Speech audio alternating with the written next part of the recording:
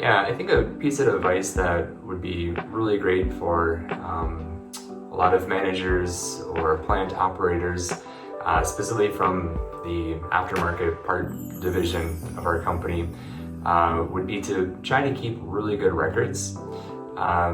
So many times with so many layers of plant bureaucracy as to how companies are set up today, sometimes the small decisions that are made every day don't get transferred to those who make the purchases for the plant.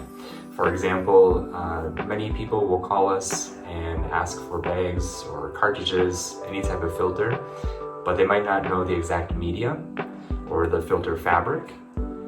Sometimes people might occasionally use the incorrect fabric for their type of application and start having problems. Instead of just assuming that we'll provide you with whatever you want, which we can do, we want to help diagnose and understand a little bit better your system. To do that, we sometimes will ask for some pictures. If we can't be there in person, we might ask for a complete spec. So if we don't have those types of records, or there isn't that type of company culture that's being kept, that makes things a little bit more difficult. With that too, keeping correct measurements, accurate records in that sense as well. We want to make sure that, again, we don't repeat simple mistakes from the past by giving you bags that might be just a little bit wider than really necessary, cages that might be just a touch longer or a touch shorter than what the Baghouse was originally designed for. Again, keeping records like that are extremely helpful to make sure that we not only provide you the correct parts or whatever you need for that system, but to be able to make sure that everything is running as smoothly and as operationally correct as possible. And the other thing I think too that would be really important to keep in mind is that we do design our own systems, or we design our systems for you.